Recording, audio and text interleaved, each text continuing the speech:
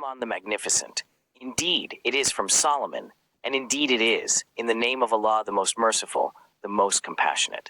I am the Sultan of the Mediterranean Sea, the Black Sea, the Red Sea, Anatolia, Rumelia, Karaman, the lands of Rome, the province of Dulkadir, Diyarbakir, Kurdistan, Azerbaijan, Persia, the Levant, Egypt, Mecca, Medina, Jerusalem, and all the Arab and Persian lands.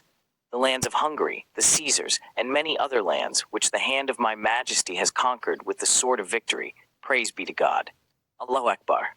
I am Sultan Suleiman, son of Sultan Selim, son of Sultan Bayezid, addressing Francis, the King of France.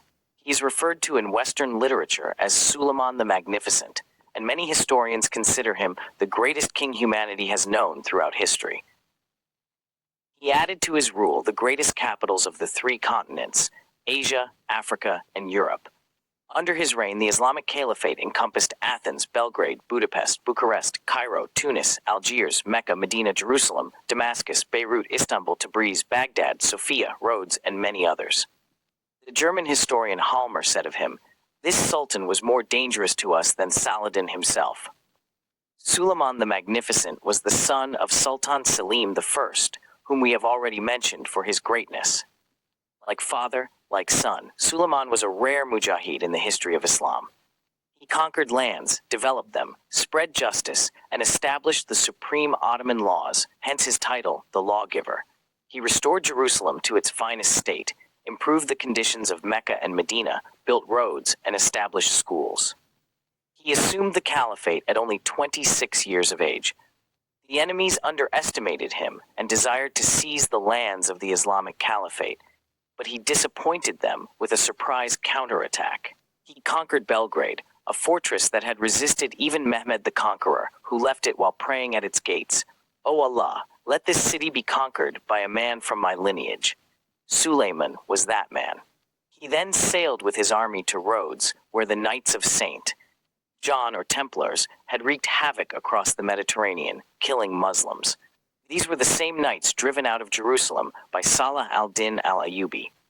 Suleiman destroyed the Rhodes stronghold forever, reducing it to ruins. The remaining knights fled to Malta, where they still reside to this day.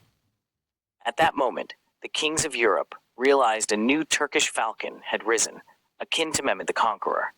European kings rushed to pay tribute to the Caliphate in Istanbul, except for Louis II, the King of Hungary, who killed the caliph's envoy sent to collect tribute. Suleiman responded by personally leading 100,000 elite Ottoman warriors, the Janissaries, to discipline the Hungarian king. The Church in Rome declared a state of emergency across Europe. The Pope granted indulgences to anyone who fought the Muslims. Armies from Hungary, Croatia, Czechia, Spain, Germany, and Serbia united in one massive army at Mohacs to confront the Muslims. At dawn on the day of battle, Sultan Suleiman prayed Fajr with his army, and then looked at them proudly and said, "It is as if the messenger of Allah is watching you now." The soldiers burst into tears, embraced one another, and pledged to die in the path of Allah and reunite in paradise. The two armies met in Mohacs on the 20th of Dhul Qa'dah, 932 AH, which is August 28, 1526. The Muslims, led by Caliph Suleiman, achieved a decisive victory, utterly defeating the Crusader coalition. King Louis II fled in panic and drowned in the Danube River. Interestingly, during the Mohacs campaign, the Muslims discovered by coincidence a new Shia betrayal deep in the heart of Europe. The Safavid Shiites were secretly aiding the Crusaders behind the battle lines. Suleiman then ordered his army to march eastward to punish the Shia.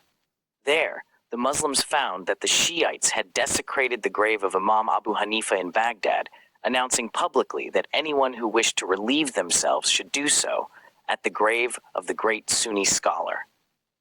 The Muslims, led by the valiant Turkish Sultan, attacked the Safavid Shia with the ferocity of lions and crushed their fortresses, purifying Baghdad of Safavid Shia filth for over 5 centuries, until their return in 2003. After these great victories, Suleiman continued to lead the Ummah as Caliph of the Messenger of Allah for 46 years, spending his life in jihad until his final breath. He died a martyr in the path of Allah despite his old age. May Allah reward him greatly for all he did for Islam and Muslims. It is worth noting that Suleiman the Magnificent would begin his letters with the verse, "Indeed, it is from Solomon, and indeed it is. In the name of Allah, the most merciful, the most compassionate, in honor of the Prophet Solomon, who was sent to the blessed lands of the Levant." This blessed land would later produce another hero bearing the same name as this great Ottoman Sultan, one who would teach Napoleon Bonaparte's mercenaries a lesson in pride and sacrifice.